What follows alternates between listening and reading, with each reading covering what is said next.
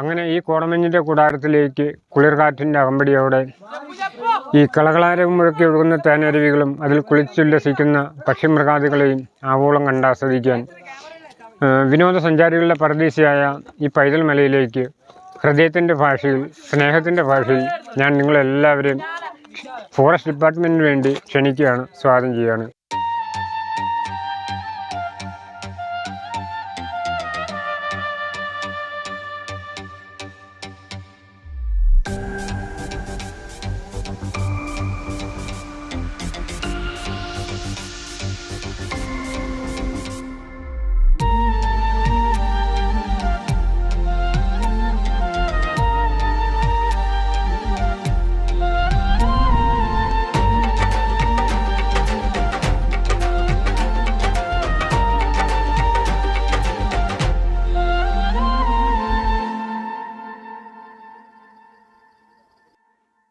ഇത് വീണ്ടും മഞ്ഞ് മൂടുകയാണ്. താഴ്വാരങ്ങളെല്ലാം ഉടൻ തന്നെ വീണ്ടും മഞ്ഞ് കവർന്നെടുക്കും. ഇതുകൊണ്ടോ കാലിലൂടെ തോട്ടപ്പുഴ കയറി പോകുന്നത് കണ്ടോ. സാനിറ്റൈസർ മാത്രമല്ല, നമ്മുടെ കയ്യിൽ പെർഫ്യൂം ഉണ്ടെങ്കിൽ അതും ഉപകരിക്കും. കണ്ണൂരിൻ്റെ സ്വർഗമായ പൈതൽ മലയെക്കുറിച്ച് നേരത്തെ തന്നെ കേട്ടുകേൾവിയുള്ളതാണ്. പൈതൽ മലയെക്കുറിച്ച് ആദ്യം അറിഞ്ഞപ്പോൾ തന്നെ തീരുമാനിച്ചതാണ്, ആഗ്രഹിച്ചതാണ് ഒരിക്കൽ ഈ പൈതൽ മലയുടെ നെറുകയിലൊന്ന് കയറണമെന്ന്. എന്തായാലും ആ സ്വപ്ന സാക്ഷാത്കാരത്തിൻ്റെ ദിവസമാണ് ഇന്ന്. വന്ന പാടെ കുറേ അട്ടകടിയൊക്കെ കിട്ടി. തോട്ടപ്പുഴ, ഇവിടെ എല്ലാം നല്ല തോട്ടപ്പുഴ ശല്യമുണ്ട്. ഇവിടെ വന്ന് കാല് കുത്തിയതേ ഉള്ളൂ, ഒരെണ്ണം കാലേ കയറി. അതും വലിയ തോട്ടപ്പുഴമാണ്. പണ്ട് നമ്മൾ കക്കയം ഡാം കാണാൻ പോയ ആ അവസ്ഥയൊക്കെ പെട്ടെന്ന് മനസ്സിലേക്ക് ഓർമ്മ വന്നു. എൻ്റെ ഒരു വിചാരം എന്ന് പറഞ്ഞാൽ ഞങ്ങളുടെ ഹൈ റേഞ്ച് മേഖലകളിലാണ് കൂടുതലും തോട്ടപ്പുഴ കാണപ്പെടുന്നത്, വലിയ വലിയ തോട്ടപ്പുഴുക്കളൊക്കെ കാണപ്പെടുന്നത് എന്നായിരുന്നു. എന്നാൽ കക്കയവും ഇവിടെ ഒക്കെ അത് മാറ്റിമറിക്കുകയാണ്. ഞാനിന്ന് കക്കയം ഡാം കണ്ട് മടങ്ങി വന്ന് വണ്ടിയിലോട്ട് കയറിയിട്ട് താഴേക്ക് ഇതേ കുനിഞ്ഞു നോക്കിയപ്പോഴേക്കും ഇതേ ഷർട്ടേ കൂടെ മുഴുവൻ ഇങ്ങനെ തോട്ടപ്പുഴുക്കൾ ഇങ്ങനെ കയറി വരികയാണ്. പാൻറ്റേ കൂടെ എല്ലാം. ഷർട്ട് പൊക്കി നോക്കിയപ്പോൾ പാൻറ്റിട്ടതിൻ്റെ ചുറ്റിനും ഇങ്ങനെ തോട്ടപ്പുഴുക്കൾ കടിച്ചിരിക്കുകയാണ്. ഒരു 20 എണ്ണത്തിലധികം തോട്ടപ്പുഴുക്കളുടെ കടികൾ അന്ന് എനിക്ക് കിട്ടി. ജീവിതത്തിൽ ഒരിക്കലും ഓർക്കാൻ ആഗ്രഹിക്കാത്ത നിമിഷങ്ങൾ. അപ്പം ഞാനീ നിൽക്കുന്ന സ്ഥലത്ത് നിന്നും പൈതൽ മലയുടെ ടിക്കറ്റ് കൗണ്ടറിലേക്ക്, നമ്മുടെ എൻട്രൻസിലേക്ക് ഏകദേശം ഒരു 2 അല്ലെങ്കിൽ 3 കിലോമീറ്റർ മാത്രമാണ് ദൂരമുള്ളത്. എന്താണ് വഴിയിൽ നിർത്തി എത്രമാത്രം കത്തി എന്ന് ചോദിച്ചു കഴിഞ്ഞാൽ 9 മണി മുതലേ അങ്ങോട്ട് കയറ്റി വിടുകയുള്ളൂ. ഇപ്പോൾ സമയം 8 മണിയായിട്ടേ ഉള്ളൂ. ഞാനീ നിൽക്കുന്ന സ്ഥലം പോലും കിടലിനാണ്. താഴെ ഒരു പള്ളിയൊക്കെ നമുക്ക് കാണാം, വേറൊന്നും കാണത്തില്ല, മൊത്തം മഞ്ഞ് മറച്ചിരിക്കുകയാണ്. അപ്പോൾ പോകുന്ന വഴി ഇതാണെങ്കിൽ ചെല്ലുന്നിടം എന്തായിരിക്കും? പൈതൽ മലയുടെ നെറുകയിൽ എന്തൊക്കെ കാഴ്ചകളായിരിക്കും നമ്മളെ കാത്തിരിക്കുക? 9 മണി കഴിഞ്ഞാണ് നമ്മൾ കയറിപ്പോകുന്നത്. അപ്പോൾ ഒരു കുറച്ചുകൂടി മഞ്ഞൊക്കെ മാറിയിട്ട് കാഴ്ചകൾ കുറച്ചുകൂടി വിശദമായി കാണാൻ പറ്റുന്ന ഒരു സാഹചര്യത്തിലായിരിക്കും നമ്മളവിടെ ചെല്ലുക എന്ന് വിശ്വസിക്കുന്നു. നമ്മളങ്ങനെ പൈതൽ മലയുടെ പ്രവേശന കവാടത്തിലെത്തി. ഒരു 1/4 മണിക്കൂറായി ഇവിടെ കാത്തു നിൽക്കാൻ തുടങ്ങിയിട്ട്. കുറച്ച് ആളുകൾ, ഒരുപാടൊന്നുമില്ല, കുറച്ച് കുട്ടികളൊക്കെ ഉണ്ടായിരുന്നു. അപ്പോൾ ഇവിടെ ഇങ്ങനെ മഞ്ഞിൽ മൂടിയും മഞ്ഞ് മാറിയും ഒക്കെ ഇങ്ങനെ പെട്ടെന്ന് കാലാവസ്ഥകൾ മാറി വരികയാണ്. ഞാൻ വന്ന സമയത്ത് മഞ്ഞായിരുന്നു. ഇടയ്ക്ക് കുറച്ച് നേരത്തേക്ക് ഇവിടെ വന്ന് തെളിഞ്ഞ് ഇവിടുത്തെ കാഴ്ചകൾ എന്താണെന്നൊന്ന് കാണാൻ പറ്റി. ഇപ്പോൾ ഇത് വീണ്ടും നല്ല കോടമഞ്ഞ് മൂടുകയാണ് ഇവിടെ. ഇതേ പൈതൽ മലയിലേക്കുള്ള ഗേറ്റുകളൊക്കെ ഓപ്പൺ ചെയ്തു. ടിക്കറ്റ് കൗണ്ടർ ജസ്റ്റ് ഓപ്പൺ ആവുന്നേ ഉള്ളൂ. സ്റ്റാഫൊക്കെ വന്നിട്ടേ ഉള്ളൂ. ടിക്കറ്റ് കൗണ്ടറൊക്കെ ഓപ്പണായി, ആളുകൾ കയറി തുടങ്ങി. നമ്മൾ നിൽക്കുന്നതിൻ്റെ താഴത്ത് നല്ല മനോഹരമായൊരു മരക്കൂട്ടമാണ്. ഞാൻ വന്ന സമയത്ത് ഇതെല്ലാം മഞ്ഞിൽ മൂടി നിന്നുകൊണ്ട് അത്ര കണ്ടങ്ങ് കാണാൻ പറ്റില്ലായിരുന്നു. ഇപ്പോൾ എന്തായാലും ഇത് നല്ലൊരു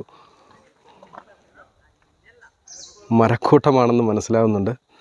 അപ്പോൾ പൈതൽ മലയിലേക്ക് വരുമ്പോൾ പ്രത്യേകിച്ച് പാർക്കിംഗ് ഒന്നുമില്ല. നമുക്ക് വഴി അരികിൽ തന്നെ വാഹനം പാർക്ക് ചെയ്ത് ടിക്കറ്റൊക്കെ എടുത്ത് മുന്നോട്ട് പോകാം. നമ്മളിത് ടിക്കറ്റൊക്കെ എടുത്ത് ഉള്ളിലേക്ക് കയറി. ഇനി നമുക്ക് 2 കിലോമീറ്ററോളം നടപ്പുണ്ടെന്നാണ് പറഞ്ഞത്. അപ്പോൾ ഇവിടെ കറക്റ്റ് സ്ട്രിക്റ്റാണ്. നമുക്ക് എന്തെങ്കിലും ഒരു ID പ്രൂഫുമായിട്ട് വന്നാൽ മാത്രമേ ഇവിടെ പ്രവേശിക്കാനായിട്ട് സാധിക്കുകയുള്ളൂ. മാത്രമല്ല നമ്മുടെ ബാഗും എല്ലാം കൃത്യമായിട്ട് പരിശോധിക്കും. കുപ്പിയൊക്കെ ഉണ്ടെങ്കിൽ ഇവിടെ കണക്ക് വെക്കും, തിരിച്ചു കൊണ്ടുവരണം. കുപ്പിയൊക്കെ വാട്ടർ ബോട്ടിലൊക്കെ കൊണ്ടുപോകുന്നതിന് കുഴപ്പമില്ല. ബാഗ് കൃത്യമായിട്ട് പരിശോധിക്കും. നല്ല സ്ട്രിക്റ്റാണ്. ഇവിടെ ഒരു എടുത്തു പറയേണ്ട കാര്യം, എനിക്ക് അനുഭവപ്പെട്ട ഒരു കാര്യം, ഇവിടുത്തെ സ്റ്റാഫുകളുടെ ഒരു പെരുമാറ്റമാണ്. എത്ര മാന്യമായിട്ടാണെന്നറിയാം ഇവിടുന്ന് വരുന്നവരുടെ പെരുമാറുന്നത്. കാര്യം പറഞ്ഞാൽ നല്ല സ്ട്രിക്റ്റാണ്. ബാഗൊക്കെ പരിശോധിക്കും, ID പ്രൂഫ് വേണം. നല്ല സ്ട്രിക്റ്റായിട്ടാണ് കാര്യങ്ങൾ കൈകാര്യം ചെയ്യുന്നത്. എങ്കിൽ കൂടി അവരുടെ ആ സൗമ്യമായ പെരുമാറ്റം എന്തായാലും ആകർഷണീയമാണ്. ടിക്കറ്റ് എടുത്ത് ആദ്യ ബാച്ച് പോകുന്നതിന് മുന്നേ ഇവിടുത്തെ ഒരു സ്റ്റാഫ് പോയിട്ട് 1-2 പേര് പോയിട്ട് ഈ വഴിയെല്ലാം ക്ലിയർ ആണോ എന്ന് ചെക്ക് ചെയ്യുന്ന ഒരു പരിപാടിയുണ്ട്. ശരിക്കും ഒരുപാട് വന്യജീവികളൊക്കെയുള്ള കാടാണ്. അതുകൊണ്ട് തന്നെ ആദ്യം തന്നെ ആളുകളെ നേരിട്ടങ്ങ് വിടില്ല. ഇതേ മറ്റൊരു ബാച്ച് കൂടി വരുന്നുണ്ട്. ഇങ്ങോട്ട് പ്രവേശിക്കുന്നതിന് 30 രൂപയാണ് എൻട്രൻസ് ചാർജ്. അതുകൂടാതെ ക്യാമറയ്ക്ക് 40 രൂപ എക്സ്ട്രാ. അങ്ങനെ 70 രൂപ കൊടുത്തിട്ടാണ് ഞാനിവിടെ കയറിയത്. ഈ തോട്ടപ്പുഴുവിൻ്റെ ഇപ്പോൾ ഈ മഴയൊക്കെ ഉള്ളൊരു സമയമായതുകൊണ്ടാണെന്ന് തോന്നുന്നു. ഇന്നലെ മിനിങ്ങാന്നുമല്ല, ഇവിടെ നല്ല മഴയായിരുന്നു. തോട്ടപ്പുഴുവിൻ്റെ 8 കളിയാണ്. ഇവിടെ തോട്ടപ്പുഴു കടിക്കാത്ത ഒരാൾ പോലും, അവിടെ നിന്നവരിൽ നിന്നെല്ലാം, ആ വഴിയിൽ നിന്നവരെ പോലും തോട്ടപ്പുഴു കടിച്ചു. എന്നെ ഒരെണ്ണേ കടിച്ചുള്ളൂ. ഏറ്റവും കുറവ് കടി ഇതുവരെ കിട്ടിയിരിക്കുന്നത് എനിക്കാണ്. തുടർന്ന് എന്താവും എന്നറിയത്തില്ല. ഇവിടെയൊക്കെ കാട്ടാന വരുന്ന ഏരിയ ആണോ എന്ന് എനിക്ക് കൃത്യമായി അറിയില്ല. എന്തായാലും നല്ല ആനമണം എനിക്ക് ഫീൽ ചെയ്യുന്നുണ്ട്. ആനച്ചൂര്, എന്തായാലും ആനച്ചൂര് തന്നെയാണ്. ഞാൻ കുറേ നേരമായിട്ട് നിരീക്ഷിക്കുകയാണ്. ഇവിടെ കമ്പും ഇതൊക്കെ ഓടിച്ചിട്ടുണ്ട്. മണ്ടത്തരമാണെങ്കിൽ ആരും കളിയാക്കരുത്.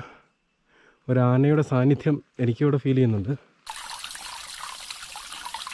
ഇത് കണ്ടോ, പോകുന്ന വഴിക്കെല്ലാം ഒരുപാട് അരുവികളുണ്ട്. ഇതുപോലെ പല സ്ഥലങ്ങളിലുണ്ട്. ഇതുപോലെ അരുവിക്ക് ഒഴുകി പോകാനുള്ള പാത്തൊക്കെ ഇവിടെ ഒരുക്കി വെച്ചിട്ടുണ്ട്.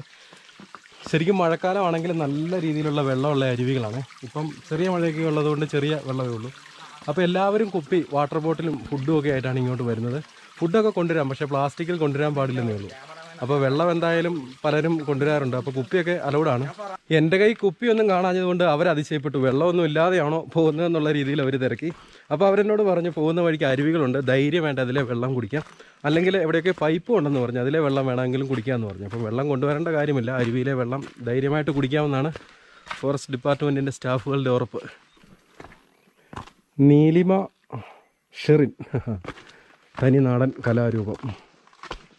ഇതേ പോകുന്ന വഴിക്ക് പുഴുവിനെ പെറുക്കുന്ന കണ്ടോ. ഇതിനു വേണ്ടി തന്നെ കുറേ സമയം വേണ്ടി വരും. അപ്പോൾ സാനിറ്റൈസറോ മറ്റെന്തെങ്കിലും ഐറ്റംസൊക്കെ ഉണ്ടെങ്കിൽ, പുഴുവിനെ തുരത്താൻ പറ്റിയ എന്തെങ്കിലും ഉണ്ടെങ്കിൽ കയ്യിൽ കരുതുക.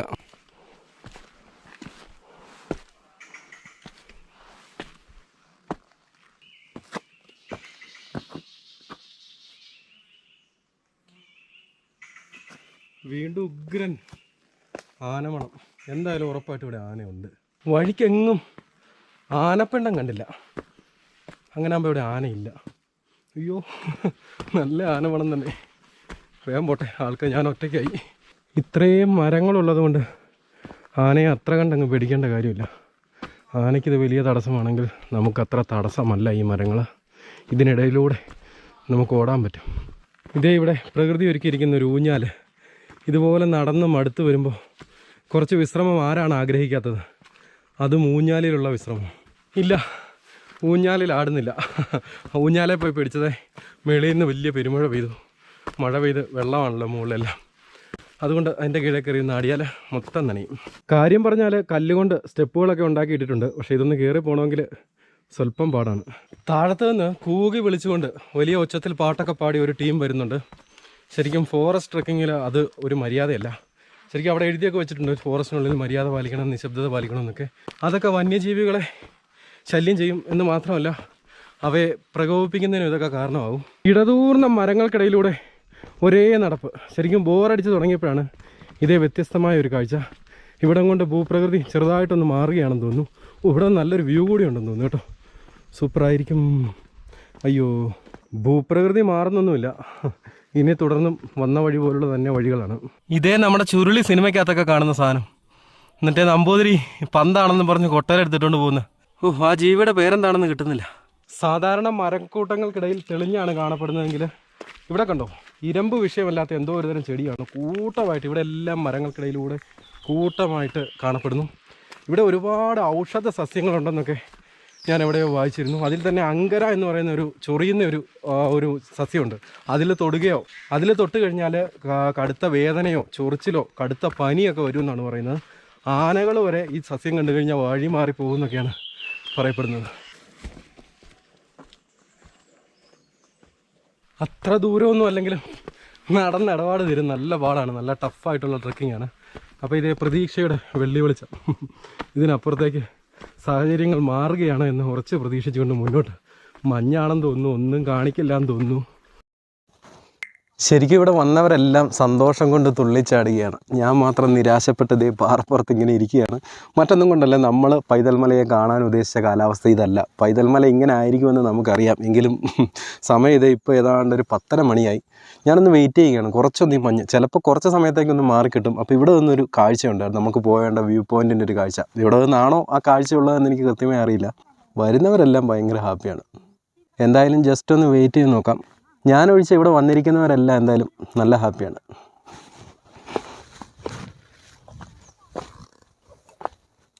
ഒരു അരമണിക്കൂറൊക്കെ ഇരുന്ന് നോക്കി, മഞ്ഞ് കൂടുന്നതല്ലാതെ കുറയുന്നില്ല. എന്തായാലും ഞാൻ മുന്നോട്ട് പോകാൻ തീരുമാനിച്ചിരിക്കുകയാണ്.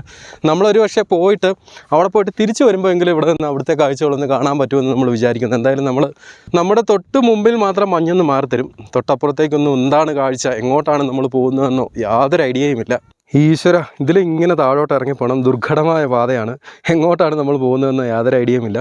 ഈ പൈതൽ മല എന്നത് ഈ ഒരു വ്യൂ പോയിൻറ്റോ ഈ ഒരു ഏരിയ മാത്രമല്ല, 14,000-ലധികം ഏക്കർ ഉൾപ്പെടുന്ന നമ്മൾ ആ കയറി വന്ന ട്രക്കിംഗ് ആരംഭിച്ച അവിടെ എല്ലാം പൈതൽ മല എന്ന ഇതിനകത്ത് വരുന്നതാണ്. കുറേയധികം ജനവാസ മേഖലകളും ആൾത്താമസമൊക്കെ ഉണ്ട്. താഴ്വാരം ചെറുതായിട്ടൊന്ന് തെളിഞ്ഞിട്ടുണ്ട്. ഒരു നല്ല നിരന്ന നടപ്പ് വഴിയാണെന്ന് തോന്നുന്നു. അത് കഴിഞ്ഞ് വീണ്ടും അതൊരു കുന്നിന് മുകളിലേക്ക് കയറിപ്പോവുകയാണെന്ന് തോന്നുന്നു. ഞാനിത് ആവശ്യം അറിയിച്ചു. പ്രകൃതി ചെറുതായിട്ടൊന്ന് കനിഞ്ഞു. ഇതുകൊണ്ടോ നമുക്ക് എന്താണ് കാഴ്ചയെന്ന് മനസ്സിലാവുന്നുണ്ട്.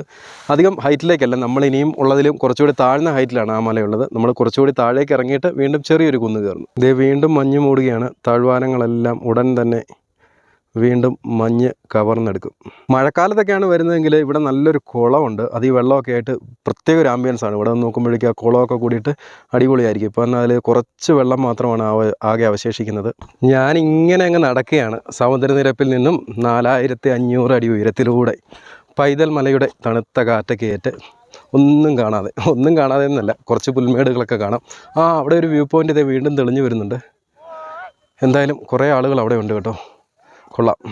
ഇതേ വീണ്ടും വലിയൊരു കൂട്ടം ഇറങ്ങി വരുന്നുണ്ട്. ഒരു ഫോട്ടോയൊക്കെ എടുത്ത് സെൽഫിയൊക്കെ എടുത്ത് ഇവിടെ വരെ എത്തുമ്പോഴേക്കും കുറേ സമയമെടുക്കും. ഇതാണ് നമ്മൾ മുകളിൽ നിന്ന് കണ്ട കുളം. കുറച്ച് വെള്ളം മാത്രം അവശേഷിക്കുന്നു.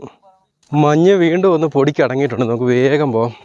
തെളിഞ്ഞ കാലാവസ്ഥയിൽ അവിടെ നിന്നുള്ള കാഴ്ചകൾ എന്താണെന്ന് നോക്കാം. എന്തായാലും വിശാലമായ വിദൂര കാഴ്ചകളൊന്നുമില്ല. കാസർഗോഡ് മുതലുള്ള തലശ്ശേരി വരെയുള്ള ബീച്ചോ അങ്ങനെ എന്തോ കുറേ കാഴ്ചകളൊക്കെ കാണാമെന്നാണ് പറയപ്പെടുന്നത്. അതെന്തായാലും ഈ കാലാവസ്ഥയിലില്ല. എന്താണ് ഈ പേരിന് പിന്നിൽ? പൈതൽ മല. പൈതൽ എന്നാൽ കുട്ടി എന്നാണല്ലോ അർത്ഥം. എന്നാൽ അങ്ങനെയല്ല, ഇതിൻ്റെ യഥാർത്ഥ പേര് വൈതൽ മല എന്നായിരുന്നു. പഴയ ചരിത്രങ്ങളിലൊക്കെ, പ്രത്യേകിച്ചും നമ്മുടെ വില്യം ലോഗൻ്റെ മലബാർ മാനുവലിലൊക്കെ വൈതൽ മല, ഏഴിമല രാജാക്കന്മാരെക്കുറിച്ച് വിവരിക്കുന്ന ഭാഗങ്ങളിലൊക്കെ വൈതൽ മല എന്ന് തന്നെയാണ് പറയുന്നത്. അത് കാലക്രമേണ പറഞ്ഞ് പൈതൽ മലയായതാണ്. ഇപ്പോഴും വൈതൽ മല എന്ന് ഉപയോഗിക്കുന്നവരുണ്ടത്രേ. നമ്മളങ്ങനെ നടന്ന് വ്യൂ പോയിൻറ്റിനോട് അടുത്തെത്തി. വ്യൂ പോയിൻ്റ് തന്നെയാണോ? പഴയ ഉപേക്ഷിക്കപ്പെട്ട ഒരു ബിൽഡിങ്, ഒരു ബംഗ്ലാവ് പോലെയുണ്ട്. അപ്പോൾ ഇതുകൊണ്ടോ നല്ല ദൂരത്തു നിന്നാണ് നമ്മൾ വരുന്നത്. ഇതേ വീണ്ടും മഞ്ഞ് ഇരച്ച് കയറി വരുന്നുണ്ടേ. ഇവിടെ നിന്ന് എന്തായാലും വിശാലമായ കാഴ്ചകളൊന്നുമില്ല. ഇവിടെ നിന്ന് കഴിഞ്ഞാൽ നമുക്ക് കണ്ണൂർ, ഞാൻ പറഞ്ഞല്ലോ, കാസർഗോഡ് മുതലുള്ള കുറേ കാഴ്ചകൾ. ഇതേ ഇവിടെ ഒരു ടാങ്കും അത് നിറയെ വെള്ളവും ഒക്കെ ഉണ്ട്. അവിടെ നമ്മളോട് പറഞ്ഞ ധൈര്യമായിട്ട് ഈ വെള്ളം കുടിക്കാമെന്നാണ് ടിക്കറ്റ് എടുത്ത കൗണ്ടറിൽ നിന്ന് പറഞ്ഞത്. എന്തായാലും കുടിക്കാതെ വേറെ നിവൃത്തിയില്ല.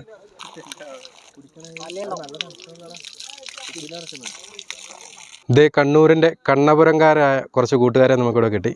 നമ്മുടെ പാലക്കയം തട്ട്, പിന്നെ നമ്മുടെ കണ്ണൂർ കോട്ട, അങ്ങനെ പല കാഴ്ചകളും ഇവിടെ ഒന്നുണ്ടായിരുന്നു. അതെല്ലാം എന്തായാലും ഇന്ന് നടക്കില്ല. ഇവിടെ എന്തോ ഈ ബോർഡിൽ അല്ല ഈ വാതിലിൽ കാര്യമായിട്ട് എഴുതി വെച്ചിട്ടുണ്ട്: കേരള വന്യജീവി വകുപ്പ്, കണ്ണൂർ ഡിവിഷൻ, തളിപ്പറമ്പ് റേഞ്ച്. അനുവാദം കൂടാതെ വനത്തിൽ പ്രവേശിക്കരുത്, പ്ലാസ്റ്റിക് മാലിന്യം ഉപേക്ഷിക്കരുത്, അങ്ങനെ തുടങ്ങിയ സാധാരണ പതിവ് നിർദ്ദേശങ്ങളാണ് അവിടെയും. ഇത് നല്ല അടിപൊളി ആംബിയൻസ് ആണ്. നമ്മളിപ്പോൾ വ്യൂയിങ് ഗാലറിയുടെ ഏറ്റവും മുകളിലേക്ക് തന്നെ എത്തുകയാണ്. അപ്പോൾ സമുദ്രനിരപ്പിൽ നിന്ന് 4,500 അടി ഉയരത്തിൽ സ്ഥിതി ചെയ്യുന്ന ഒരു കൊച്ചു മലയാണ്. ഈ മല 3 ഓമന പേരുകളിലും 2 ഔദ്യോഗിക പേരുകളിലും അറിയപ്പെടുന്നത്. ഒന്ന് കേരളത്തിൻ്റെ സ്വന്തം ഊട്ടിയെന്നും, രണ്ടാമത് മലബാറിൻ്റെ മൂന്നാറെന്നും. കണ്ണൂർ ജില്ലയുടെ ഹിമാലയം എന്ന 3 ഓമന പേരുകൾ അറിയപ്പെടുന്ന ഈ മല ഔദ്യോഗികമായിട്ട് 2 പേരുകളിലാണ് അറിയപ്പെടുന്നത്. ഒന്ന് പൈതൽ മലയെന്നും രണ്ടാമത് വൈതൽ മല എന്നും. ഈ 2 പേരുകളും കിട്ടാൻ ഔദ്യോഗികമായ കാര്യങ്ങളുണ്ട്.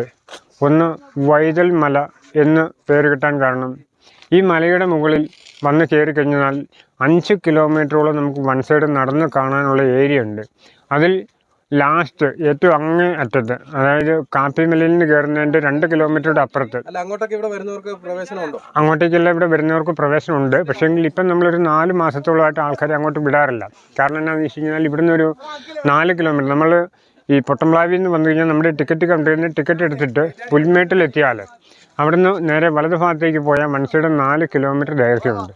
ഈ 4 കിലോമീറ്റർ ദൂരം എന്ന് പറയുമ്പം 4 മാസത്തോളമായിട്ട് സ്ഥിരമായി എല്ലാ ദിവസവും മഞ്ഞും മഴയുമായി മൂടിക്കിടക്കുന്നതിൻ്റെ പേരിൽ തന്നെ നമ്മൾ അങ്ങോട്ടേക്ക് ഇപ്പം ഈ മഞ്ഞുള്ള സമയത്ത് ആൾക്കാരെ വിടാറില്ല. പിന്നെ ആ ഭാഗത്തേക്ക് പോയാൽ ഞാൻ ഈ പറഞ്ഞ പോലെ തന്നെ 1 കിലോമീറ്റർ മുകളിൽ എത്തിക്കഴിഞ്ഞാൽ മലയുടെ ഏറ്റവും ഉയർന്ന ഭാഗമായി. അവിടുന്ന് നേരെ മറുഭാഗത്തേക്ക് നോക്കിയാൽ കർണാടക സ്റ്റേറ്റ് കൊടക് ഡിസ്ട്രിക്റ്റിൻ്റെ കൂർഗ് ഏരിയയിലെ മലനിരകളാണ് നമുക്ക് കാണാൻ പറ്റുന്നത്. അതായത് തലക്കാവേരി മുതൽ തടിയൻ്റെ മുകൾ മുതൽ ഏഴിമടക്കൻ മല എന്ന് പറയുന്ന കൂർഗിലെ പ്രധാനപ്പെട്ട എല്ലാ മലനിരകളും നമുക്ക് ഇതിൻ്റെ മുകളിൽ നിന്ന് കാണാൻ സാധിക്കും. അതുപോലെ ഒരു കിലോമീറ്ററുടെ മുന്നോട്ട് പോയാൽ ആലക്കോട് കാപ്പിമലയിൽ നിന്ന് കയറി വരുന്ന, അതായത് നമ്മുടെ രണ്ടാമത്തെ എൻട്രൻസിൽ നിന്നും ആൾക്കാർ കയറി വരുന്ന എൻഡിലാണ് എത്തിച്ചേരുന്നത്. അവിടെ നിന്ന് വീണ്ടും 2 കിലോമീറ്ററുടെ മുന്നോട്ട് പോയാൽ മാത്രമേ നമ്മുടെ ഈ പൈതൽ മലയുടെ പുൽമേടിൻ്റെ എൻഡിൽ എത്തുകയുള്ളൂ. അവിടെയാണ് പണ്ട് രാജാവ് വനവാസം ചെയ്ത സ്ഥലം, ഓപ്പണായിട്ട് വെള്ളമൊഴുക്കുള്ള സ്ഥലം, മെയിനായിട്ടുള്ള വ്യൂ പോയിൻറ്റുകൾ, അങ്ങനെ പ്രധാനപ്പെട്ട ഭാഗങ്ങളെല്ലാം അവിടെയാണ് സ്ഥിതി ചെയ്യുന്നത്. പിന്നെ നമ്മൾ ഈ വന്ന് കയറിയ എൻഡിൽ നിന്ന് 1/2 കിലോമീറ്റർ നടന്നാൽ ഇത് വാച്ച് ടവറായി. ഈ വാച്ച് ടവറിൻ്റെ മുകളിൽ നിന്ന് നോക്കിയാൽ കാണാവുന്ന കാഴ്ചകളെക്കുറിച്ച് ചോദിച്ചാൽ, ഇവിടെ നേരെ ഇതാ മുൻഭാഗത്തേക്ക് നോക്കിക്കഴിഞ്ഞാൽ നമ്മുടെ കണ്ണൂരിൻ്റെ ഏരിയയാണ്. കാലാവസ്ഥ ക്ലിയറുള്ള സമയത്ത് തലശ്ശേരി മുതൽ കാസർഗോഡ് വരെയുള്ള കടലിൻ്റെ ഭാഗങ്ങൾ നമുക്ക് കാണാം. അതുപോലെ തന്നെ Kannur town, Payyambalam light house, Valapattanam പുഴ, മട്ടന്നൂർ വിമാനത്താവളം, ഏഴിമല നാവിക അക്കാദമിയുടെ വ്യൂ, പയ്യന്നൂർ ടൗണ്, കാഞ്ഞങ്ങാട് ബേക്കലിൻ്റെ ഭാഗങ്ങൾ, കാസർഗോഡിൻ്റെ ഭാഗങ്ങൾ, അങ്ങനെയുള്ള കാഴ്ചകളാണ് നമുക്കിവിടെ നോക്കിയാൽ കാണാൻ സാധിക്കും. അതുപോലെ അങ്ങ് ഭാഗത്തേക്ക് നോക്കിക്കഴിഞ്ഞാൽ കോഴിക്കോട്, വയനാടൻ മലനിരകൾ. അതുപോലെ നമ്മൾ നിൽക്കുന്നതിൻ്റെ ഈ ഭാഗത്തേക്ക്, നേരെ ഈ ഭാഗത്തേക്ക് നോക്കിക്കഴിഞ്ഞാൽ കർണാടക സ്റ്റേറ്റ് കൊടക് ഡിസ്ട്രിക്റ്റിൻ്റെ കൂർഗ് ഏരിയയിലെ പ്രധാന മലനിരകളാണ് നമുക്കിവിടെ നോക്കിയാൽ കാണാൻ സാധിക്കുന്നത്. ഈ മല ഔദ്യോഗികമായിട്ട് 2 പേരുകളാണ് അറിയപ്പെടുന്നത്. ഒന്നാമതായി തന്നെ വൈതൽ മല എന്നും രണ്ടാമതായി പൈതൽ മല എന്നും 2 ഓമന പേരുകളാണ് അറിയപ്പെടുന്നത്. ഈ 2 പേരും കിട്ടാൻ കൃത്യമായ കാരണങ്ങളുണ്ട്. പണ്ട് ഏറെക്കുറെ 500 വർഷങ്ങൾക്ക് മുമ്പ് ഏഴിമല ആസ്ഥാനമായിട്ട് താമസിച്ചിരുന്ന മൂഷിക രാജവംശത്തിലെ ലാസ്റ്റത്തെ രാജാവായിരുന്ന വൈതൽക്കോൻ എന്ന പേരിൽ അറിയപ്പെടുന്ന രാജാവ് വനവാസം ചെയ്തത് ഈ മലയുടെ മുകളിൽ ഏറ്റവും അങ്ങേയറ്റത്താണ്, ഏറ്റവും പടിഞ്ഞാറ് ഭാഗത്താണ്. അതുകൊണ്ടാണ് ഈ മലയെ വൈതൽ മല എന്ന് വിളിച്ചു പോകുന്നത്. അതുപോലെ തന്നെ പൈതൽ മല എന്ന് പറഞ്ഞു കഴിഞ്ഞാൽ നമ്മുടെ ഈ മലയുടെ വടക്ക് ഭാഗത്തായി കാണുന്ന കർണാടക സ്റ്റേറ്റ് കൊടക് ഡിസ്ട്രിക്റ്റിൻ്റെ കൂർഗ് ഏരിയയിലെ മലനിരകൾ 5000 അടി, 6000 അടി, 7000 അടിയൊക്കെ ഉയരത്തിൽ സ്ഥിതി ചെയ്യുന്ന മലയാണ്. അപ്പോൾ ആ വലിയ മലനിരകളോട് ചേർന്ന് കിടക്കുന്ന ഒരു കൊച്ചു മല ആയതുകൊണ്ടാണ് ഈ മലയെ പൈതൽ എന്ന ഓമന പേരിൽ വിളിച്ചു പോകുന്നത്. അതിനുശേഷം ഇത് പൈതൽ എന്ന ഓമന പേരിൽ ഇന്നും അറിയപ്പെട്ടു പോരുന്നു. അതുപോലെ ഈ പൈതൽ മലയുടെ മുകളിലേക്ക് വരാൻ നമുക്ക് 2 എൻട്രൻസ് ആണുള്ളത്. ഒന്ന് ആലക്കോട് കാപ്പിമല മഞ്ഞപ്പുല്ല് വഴിക്ക് കയറി വരാവുന്നതാണ്. രണ്ടാമത് കുടിയാൻമല പൊട്ടംപ്ലാവ് വഴിക്ക് വന്ന് കയറാവുന്നതാണ്. കുടിയാൻമല പൊട്ടാൻപ്ലാവ് വഴിക്കാണെങ്കിൽ 2 കിലോമീറ്റർ ദൂരവും ആലക്കോട് കാപ്പിമല വഴിക്കാണെങ്കിൽ ഏകദേശം ഒരു 3 കിലോമീറ്റർ അടുത്ത് ദൂരവും ഉണ്ട്.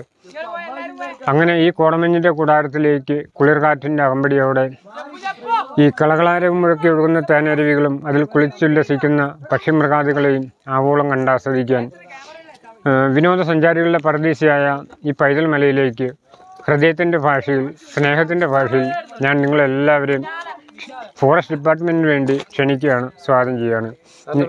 എൻ്റെ പേര് ആൻ്റണി എന്നാണ്. ഞാൻ ഈ ഫോറസ്റ്റ് ഡിപ്പാർട്ട്മെൻറ്റിൻ്റെ കീഴിൽ 9 വർഷമായിട്ട് ഇവിടെ പണി ചെയ്യുന്ന ആളാണ്. നാട് കുടിയാൻമല. അപ്പോൾ ഈ ടാങ്കിലെ വെള്ളം കുടിക്കാൻ നല്ല വെള്ളമാണെന്നാണ് ആൻ്റണി സാറ് പറഞ്ഞത്. എന്തായാലും ഇവിടെ ആളുകൾക്ക് കുടിക്കാൻ വേണ്ടിയിട്ട് തന്നെയാണ് ഈ വാട്ടർ ടാങ്ക് ഇവിടെ നിർമ്മിച്ചിരിക്കുന്നത് എന്നാണ് പറഞ്ഞത്. എന്തായാലും നമ്മൾ കുടിക്കുകയാണ്.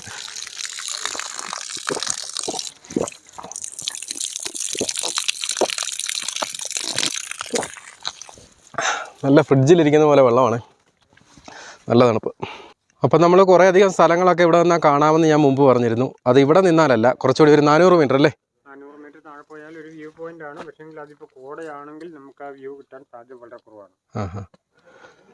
അപ്പോൾ ഇതിലെ ഒരു 400 മീറ്റർ മുന്നോട്ട് പോകുമ്പോഴാണ് നല്ലൊരു വ്യൂ പോയിന്റ് ഉള്ളത്. പക്ഷേ ഈ കാലാവസ്ഥയിൽ കാഴ്ച ഗ്യാരണ്ടി ഇല്ല എന്നാണ് ആൻ്റണി സാർ പറഞ്ഞത്.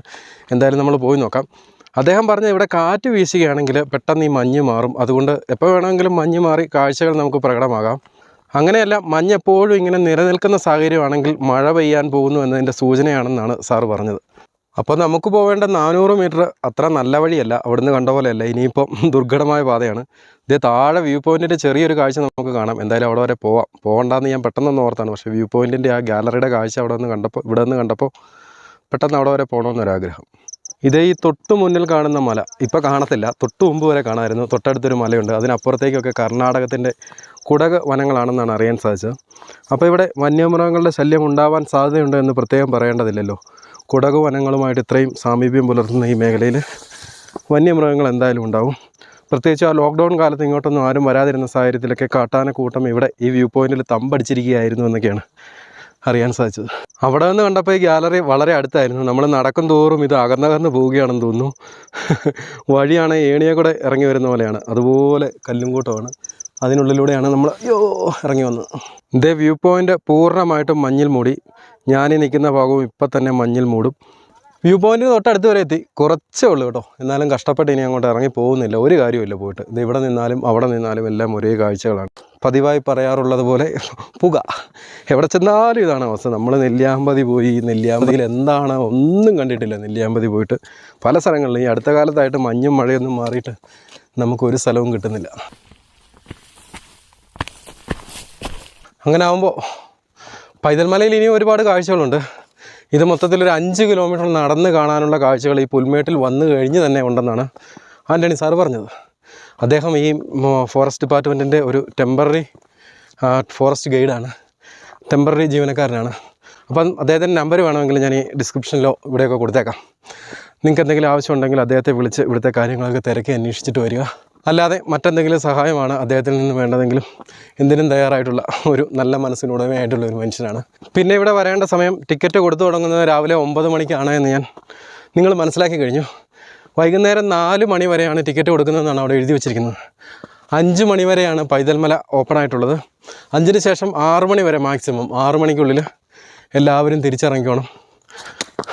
അപ്പോൾ ഈ പൈതൽ മലയിൽ നിലവിൽ ആദ്യം വരുന്നതും എല്ലാവരും ഇറങ്ങിക്കഴിഞ്ഞ് അവസാനം തിരിച്ചിറങ്ങുന്നത് നമ്മുടെ ആൻ്റണി സാറാണ്.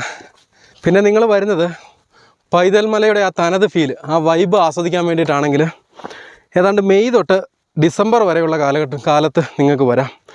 ആ സമയത്തെല്ലാം ഈ കാലയളവിലെല്ലാം ഇവിടെ ഇതുപോലെ മഞ്ഞായിരിക്കുമെന്നാണ് അറിയാൻ സാധിച്ചത്. ഇനി അങ്ങനല്ല, കുറച്ചുകൂടി വിശാലമായ കാഴ്ചകളും വ്യൂ പോയിൻറ്റും ഒക്കെയാണ് കാണേണ്ടതെങ്കിൽ ജനുവരി, ഫെബ്രുവരി, മാർച്ച് മാസങ്ങളിലൊക്കെ വരിക. പക്ഷേ ആ സമയത്ത് ഈ പൈതൽ മല അത്ര സുന്ദരിയായിരിക്കില്ല. കാരണം വേനലിൽ ഈ പുല്ലെല്ലാം കരിഞ്ഞുണങ്ങിയ അവസ്ഥയിലായിരിക്കും ആ സമയത്തുണ്ടാവുക. അപ്പം ഓരോരുത്തരുടെയും അഭിരുചിക്കനുസരിച്ചുള്ള കാലങ്ങൾ തിരഞ്ഞെടുക്കുക. ഞാൻ റെക്കമെൻഡ് ചെയ്യുന്നത് ഈ 2 സമയത്തും വന്ന് പൈതൽ മലയുടെ വ്യത്യസ്തമായ കാഴ്ചകൾ അനുഭവിക്കുക എന്നാണ്. എന്തായാലും വേനലിൽ ഞാൻ ഒരിക്കൽ കൂടി ഇവിടെ വരും. ഇതേ പൈതൽ മല പൂർണ്ണമായിട്ടും മഞ്ഞിൽ മൂടി. നമ്മൾ വന്നപ്പോൾ എന്തായിരുന്നു അവസ്ഥ, ആ അവസ്ഥയിലേക്ക് നമ്മൾ തിരിച്ചു വെച്ചിട്ടാണ് പോകുന്നത്. ഇവിടുന്ന് ഒന്നും കൊണ്ടുപോകുന്നുമില്ല, ഇവിടുന്ന് ഒന്നും എടുക്കുന്നുമില്ല, ഇവിടെ യാതൊരു മാറ്റങ്ങളും വരുത്തുന്നുമില്ല. അപ്പോൾ ഈ പറഞ്ഞ സെൻറ്റൻസുകൾക്കിടയിൽ താഴേന്ന് മുകളിലേക്ക് ഒരു മുള്ളു പോലെ വരച്ചിട്ട് ഒരു കാര്യം കൂടി കൂട്ടിച്ചേർക്കുകയാണ്. ഇവിടെയൊന്നും ഉപേക്ഷിക്കുന്നുമില്ല. അപ്പോൾ വീഡിയോ ഇഷ്ടപ്പെട്ടാൽ ലൈക്ക് ചെയ്യാനും ചാനൽ സബ്സ്ക്രൈബ് ചെയ്യാനും മറന്നു പോയിരിക്കുക. മറ്റൊരു വീഡിയോയുമായി നമുക്ക് വീണ്ടും കാണാം.